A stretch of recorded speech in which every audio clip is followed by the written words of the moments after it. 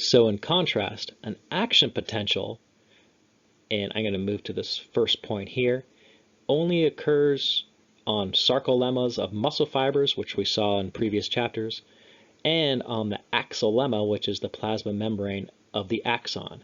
So we're dealing with neurons now, so action potentials occur on the axons. The graded potentials on the previous slide occur on the cell body or the dendrites. So what an action potential is, well, it will not decay over the distance as graded potentials do. So the axon will produce the action potential if threshold is met at, if you remember that spot, the axon hillock. So the axon hillock is where the action potential begins, and if it does begin, it's going to move all the way down the axon to the axon terminal, and it's not going to die because action potentials don't decay over distances. So just to summarize the last slide and the previous slide and this slide, graded potentials decay with distance and they occur on dendrites and cell bodies, where action potentials do not decay, they're all or nothing, and they occur on the axons beginning at the axon hillock all the way to the axon terminal of a neuron. All right, I put this slide in here. This slide is from earlier in the PowerPoint, but I just threw it in here because I wanted a picture of a neuron to kind of make the point of what we just went through on the previous couple slides, the graded potentials and the action potentials. So first thing you should remember is, where do graded potentials occur?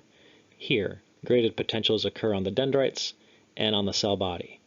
Where do action potentials occur? On the axon. The action potentials begin at the axon hillock, right, and end at the axon terminal. So what's the difference besides location of graded potentials and action potentials? Well, we know that graded potentials decay over distance, but action potentials either happen or they don't. So if it begins, it's going to go all the way to the end without dying.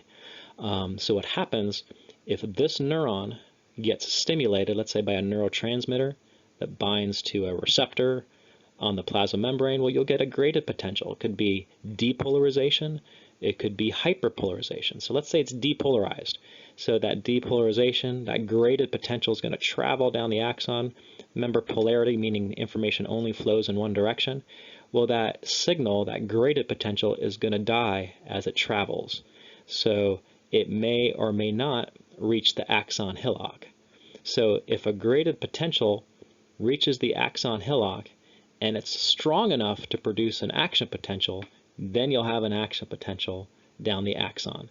If the graded potential is not strong enough to reach the axon hillock, well, then nothing will happen and the signal will die in the dendrite or in the cell body. So I just wanted to kind of go through the graded potential and then action potential on an actual picture, which hopefully is helpful because the previous couple of slides were a little wordy, but now we can move on to look at more specifics of an action potential. This is a graph of an action potential, and you can see all the phases here, 1, 2, 3. So we're going to have a different slide for each phase, and we're just looking at phase number 1 right here, or stage number 1, and that's the resting state. And we already know the resting state. The resting state's -70. Sodium ions are at a higher concentration outside the cell. Potassium ions are at a high concentration inside the cell. Do you remember our circle K, right? Which means K inside the circle, right? We have sodium on the outside in higher concentration, right? But the sodium-potassium pump pumps out 3 sodium ions for 2 potassium ions, making the outside of the cell more positive, right, than the inside of the cell, which is more negative. And because of that, go back to my pointer here, because of that, we have this resting membrane potential of -70. It's at rest because of this, right? There's no information traveling. There's no graded potential, action potential going on, right? That's phase 1. That's the resting membrane potential. All right, phase 2, which we see right here, or stage 2, is the depolarizing phase. So what happens in the depolarizing phase? Well, a gate opens. Happens to be a voltage gate because of graded potential perhaps, but regardless, we don't have to get into specifics at this point. So a voltage gate opens, but it's a sodium channel, meaning only sodium can pass through that channel. So what happens, I'm going to go to my pen, right? Remember circle K, a lot of sodiums on the outside, right? So if a sodium gate opens up, what does diffusion say?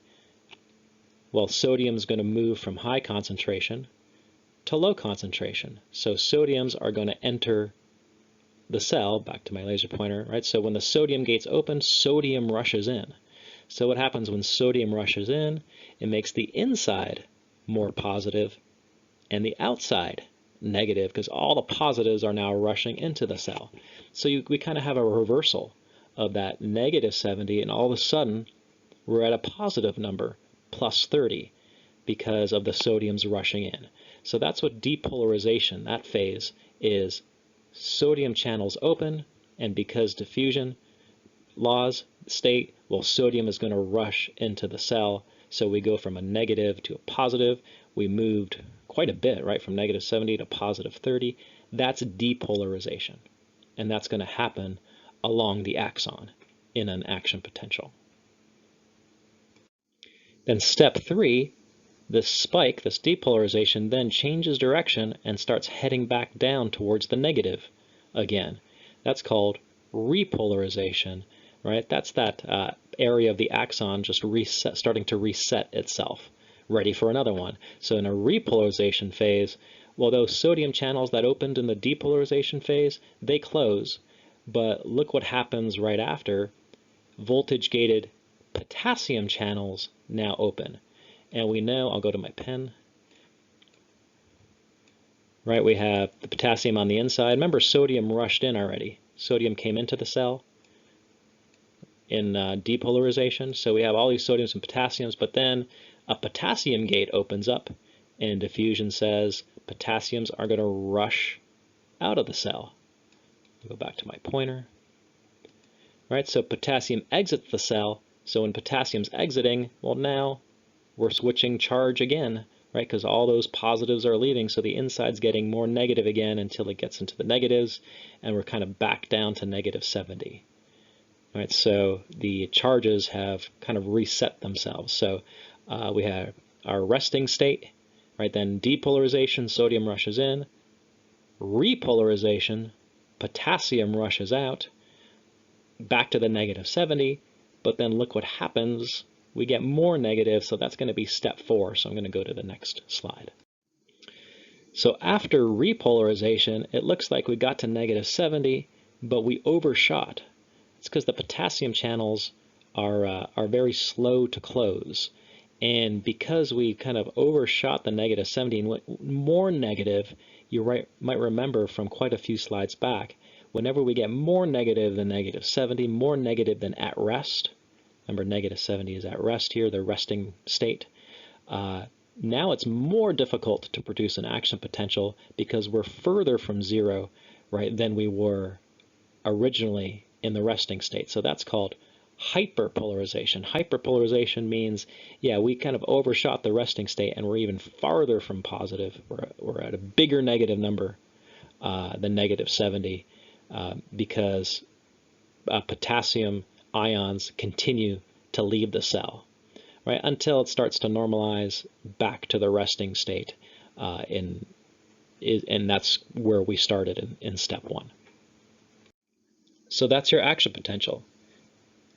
Cell is at rest, the plasma membrane is at rest, it gets depolarized, sodium rushes in, sodium gates then closed, potassium gates open, potassium rushes out of the cell, it overshoots, hyperpolarization, and then back to the resting state again.